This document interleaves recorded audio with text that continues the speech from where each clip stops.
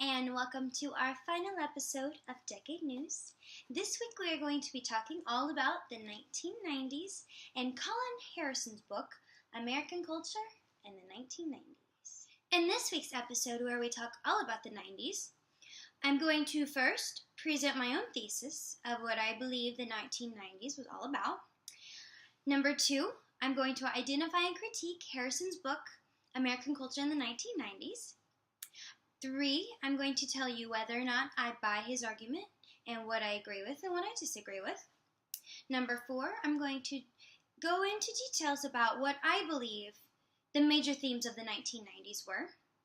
And number 5, I'm going to talk about the connections between the 1960s, 1970s, 1980s, and 1990s. I believe that the 1990s was a new age. It was the time where I believe that the United States was officially called the melting pot. Not because of everyone coming to the United States, because up until this point, there was a lot of segregation. But due to the 90s and the events that occurred during this time, people found a way to come together as one. Civil rights was a huge issue up until this point. Whenever the 1990s hit, I feel like it was an underlying issue, but it just was not addressed like it had been in the previous decades. I feel as though that during the 1990s, the cultural aspect of this decade was more prominent than the economic and the political aspect of it. And the only reason I believe this is because during this time, this is when they started to have technological advances, such as the World Wide Web, which made it so that everyone across the entire world who had access to the internet had access to anything. And people, they started having, digital downloads in music and promoting, which made it so that this togetherness was possible, so that segregation did not seem like a huge issue, because the times were changing. I know that throughout all of these decades that we studied, that I said I was a person who greatly relied on zeros in order to determine when the decade began and when it ended. However, I will make an exception for the 1990s. I believe that it started in 1990. However, I believe that it ends in 2001 due to the 9/11. And it's not because... It's greatly because of the technological advances, is what I feel, because it continued to, progress. But 9/11 is when everything completely changed in the United States, especially the security. After 2001 is when this togetherness that was found in the 1990s actually was almost done away with due to no one trusting anyone, because no one knew who was going to make the next terrorist attack. Harrison greatly believed in the idea of diversity in the 1990s. On page 3 it says, "Above all, I will try to resist the temptation to claim that the 1990s have a definitive spirit and focus instead on the remarkable heterogeneity of the 1990s." And he also believed that the 1990s, there were 4 perspectives or aspects of the 1990s that had a huge influence on this idea of diversity, which 1 was the Clinton years, 2, the new economy, 3, the information age, and 4, the end of history. He thought that in the 1990s, society went through an enormous change and it became more multicultural and less segregated. Hamilton focuses a lot on the Clinton years in his book, as well as the other three perspectives. But this was really interesting because when Reagan was president, it went from liberal before he was president, and then during his presidency, it went back to conservatism or a rise in the right. But whenever Clinton came, it actually went back to liberalism. And the decade was very similar, I felt, to the other decades, because the beginning of the decade was a lot different than the end of the decade, and that was due to leadership just as much as it did whenever Nixon was in. And it says here that his brand of third-wave politics, which prioritized electability over ideology, soon alienated the left just as much as his style of government antagonized the right. So he kind of came in and tried to do things his own way, which Congress did not agree with. Although he had a lot of supporters at the beginning of his presidency, towards the end, due to the issue with Monica Lewinsky, his numbers went way down.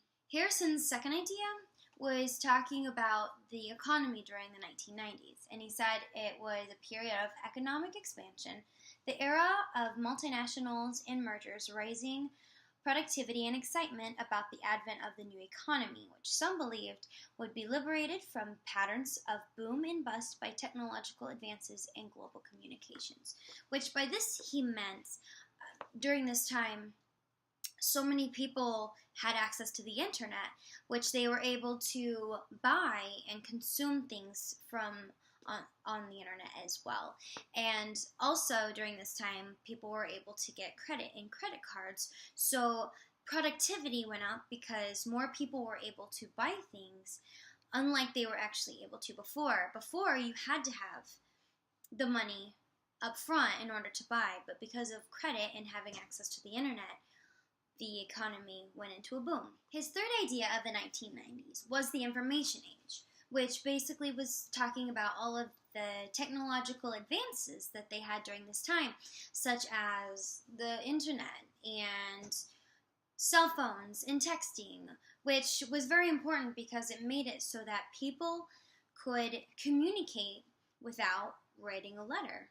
Or the new way of communicating was actually through email. His last idea is called the end of history, and what he means by that is that in the fields of political economy and foreign policy, at the turn of the century, the U.S. was actually the new superpower. And this was mainly due to the fact that communism in the Soviet Union was no longer present, and since we had a lot of technological advances during this time, the military of the United States was top of the rank. So I believe that the 1990s was a time where there was great diversity in culture, even though there was underlying tension of civil rights.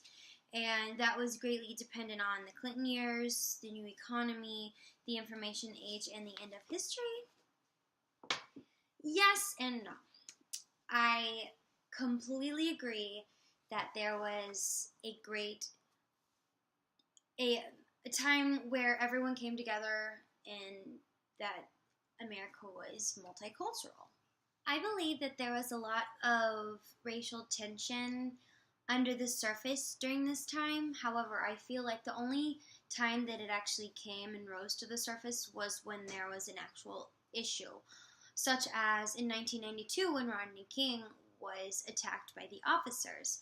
Of course, they're going to riot because they feel like that's a type of segregation. However, when these issues weren't going on, I feel like people were brought together through the media.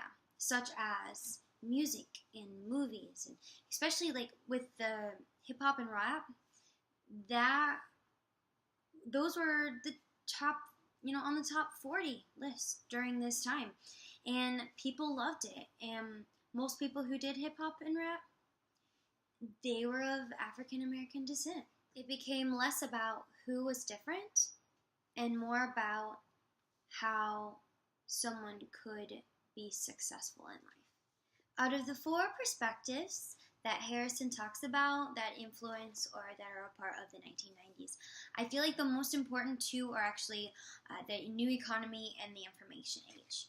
Yes, the Clinton years were very important, and because that was the age of Clinton. However, I feel like since there were so many new technological advances, people were more concerned about the newest thing coming out and what they could buy and consumerism. This week I have picked 4 main themes that I feel are most important to the 1990s.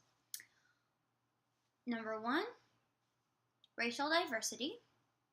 2, the technological advances in the World Wide Web. 3, music and digital downloads. And number 4 is the economy/consumerism. Racial issues were still an issue. From the 1960s, 70s, and 80s, they continued to roll over onto the next decade. And although it was not actually addressed, it was still a huge issue that would appear once in a while whenever there was a situation that dealt with that. However, on the other side of things, people actually began to embrace that they were different, and that is why the racial situation became less of an issue, and people began to become more involved in things such as music and television and careers, and people started to see everyone else as just another person. I picked technological advances and the internet as number 2 on my list of themes because it completely revolutionized the way people lived. In this day and age, you always see people either talking on their phone, texting on their phone, looking something up on their computer, doing their work on the computer, communicating through either the internet or telecommunications with this new, due to the advancement that there was during the 1990s. And if it wasn't for this advancement, we would not be where we are today. Number 3 on my list would be music and the digital downloads, which the digital downloads actually revolutionized the music industry. It brought people together who were not originally together, which that has become a trend through the 1960s, 70s, and 80s into the 90s. Because it was so easy to download music and listen to it for free at that time, people were actually introduced to different artists and different music that they might not have originally listened to because they wouldn't have known to go buy their CD unless if it was actually streaming live. The economy and consumerism tie into every single one of these other themes, and I made it a theme itself because I feel like both of those were actually really important. Because during this time, like I had said, the economy boomed due to the technological advances. And if you go back to the first episode where we talked about Farber and him talking about consumerism and how that was such an issue back then, how in order to live the American dream, you had to have all this money. And by the 1990s, they made it so almost anyone could live the way they wanted to because they had access to it. Harrison had mentioned that whenever Bill Clinton was president, that his policies weren't always the greatest, but he kind of came back with a really good stride whenever the terrorist attack happened in Oklahoma City, because he was there for the people. He was there when they needed him. And there's a book that I found, and it's called The Age of Clinton, and it's America in the 1990s. And under the heading, it actually says Bill Clinton, the Clawback Kid. And it says, with America reeling after Oklahoma City, Clinton began clawing his way back. He had grown as a leader. His calls for healing resonated. As in 1992, his down-home recipe for redemption, mixed self-criticism, self-flagellation, and self-promotion spiced with dollops of luck.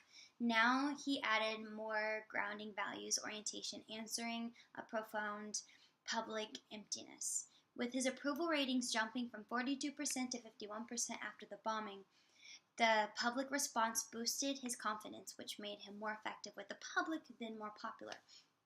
So this author that I just read, he completely is supporting Harrison because, not everyone has the same view of Clinton. Some people may not like him, some people may not like him, some people agree with his values and his policies, and some people not. And by writing this, saying that he with the bombing, he was there for the people, it completely supported what Harrison was trying to say in his book. The next book that I found is called American Economic Policy in the 1990s by Jeffrey A. Frankel and Peter R. Orszag. And the reason I chose this one is because it actually goes into details about the impact of information technology on the productivity. And this is also covered in Harrison's book as well, because that was one of his themes that, due to the new technology, that everything, the productivity went up and the economy boomed. And right here it says, historical facts are not in dispute. From 1959 to 1973, labor productivity growth averaged healthy 3% per year. In 73, it abruptly slowed down. From 73 to 92 is about 1.4%. During the Clinton years, labor productivity growth seems to have picked up about 2.7%, almost returning to its previous rate of growth. And if you go down a little bit, it says, however, many observers think that a significant part of the productivity growth in the 1990s was due to increased investment in computerization and networking, and thus reflects a sustainable increase in productive capabilities. So due to this new technology, it had a huge effect on the economy, just as Harrison was trying to say. My last book that I found is called Problems and Issues of Diversity in the United States, and it's by Larry L. Naylor. And I looked up the publishing date to make sure that it was set in the time of the 90s, and it was published on January 1st, 1999, and this was his overview of how diversity was in the United States during this time. And it actually says, American society encompasses a large number of constituent cultural groupings, each of which play a significant role in the social fabric of American society. Together, they determine what is American culture and society. Cultural diversity is both a strength and a curse for America. Its strength comes from the many rich and varied cultures that contribute to what the country is all about. Diversity is a curse because of the constant conflicts and seemingly unresolvable problems it creates, which the problems dealing with civil rights, that's always been a problem, even though we kind of put it under the rug. It always pops its head back out. It's inevitable. And then if you go ahead and go to the American culture section, it says, American culture is not the melting pot. So it's actually contradicting from what I originally thought. And it says, it is a society and culture that from its very beginnings has been characterized by diversity. So this particular author, Larry L. Naylor, is actually saying that diversity has been a trend for very much of the span of America's existence. And the reason I picked this is because it reminded me so much. I wanted to find an article that really went into multiculturalism. So I can back up the main thesis of Harrison's ideas, and that is what I did with this article. So for this last little section, I'm going to connect the 1960s, the 1970s, 1980s, and 1990s together and show how they are influenced by each other. And first of all, I'm going to start off with Farber's idea of consumerism, and we can see that through all of the decades to come from the 1960s. You know, first it started with, oh, well, you know, buy as much as you can. It'll show that you have status. You know, it's the American dream. That's what you want. And then it just progresses where they're like, okay, I don't really want to live in these cookie cutter houses anymore. I want to find something that shows my personality, shows like how much money I am making, but I don't want to look like everyone else is. And eventually, by the time that we get to the 1990s, they make it so easy to purchase and show status, not by really how much money you have, but by this time it's by credit and by getting credit cards and whether you're approved for these credit cards, because there's so many people who have a lot of possessions, but they don't actually own them completely because they buy off of credit. And during this time, they make it so easy since we have the internet now, and it's just at our fingertips, one click, and you know, we can have something shipped to our house. And my next idea that connects is civil rights and racial segregation. And I have been following this from the 1960s, 1970s, 1980s, and 1990s. It progressively gets better. 1960s, we had issues with busing, and actually I believe that the busing was in the 70s, but we had issues with having different bathrooms for the Native Americans and the whites, and we kept everyone separate.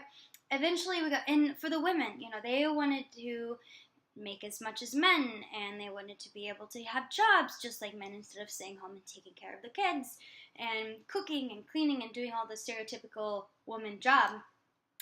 So by the time you get to the 1990s, the women are actually pretty satisfied. I mean, they're not exactly making as much as the men, but they're still in the workforce just like the men. They are able to do quite a bit, as much as the men can do, and they didn't really. It was not an issue compared to the racial segregation, which we still had issues, such as the riots in LA. And the next item that I'm connecting with it is music. And I'm a huge fan of the American music history because I took a class once where we learned all about the music all the way up through. And just like my previous class, I have been able to follow how this music is such an influence on everyone. You know, not everyone likes the same kind of music, but when it's a certain trend, people learn to like music because other people like music. And that actually brings people together, especially when there's war going on or if there's riots. It just kind of keeps takes their mind off of everything. And all the way up into whenever the music and the hip hop, it's starting to get, multicultural in these different genres that they normally didn't have before. And that's what actually brings together these different people.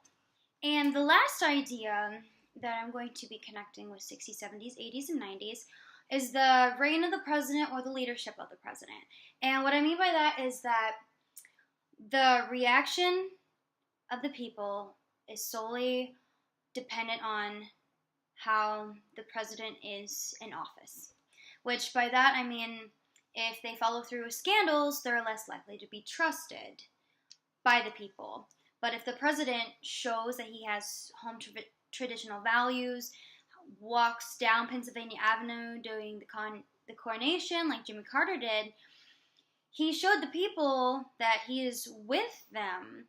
So their response is going to be in a more positive manner rather than, if they're not sure if they can actually trust the president.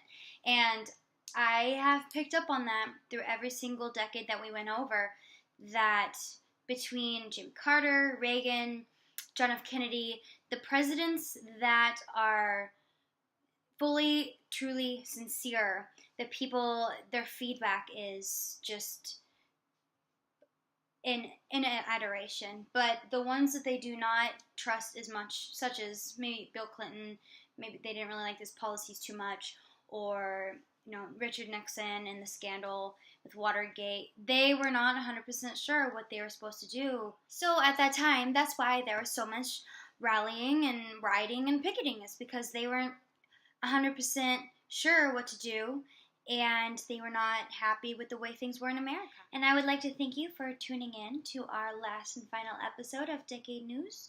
I appreciate all of your time, and you have a good night. Hamilton? Is it Hamilton or Harrison? Hello, and thank you for joining us for this last and final episode of Decade News, where we talk all about the 1990s and that book that I lost.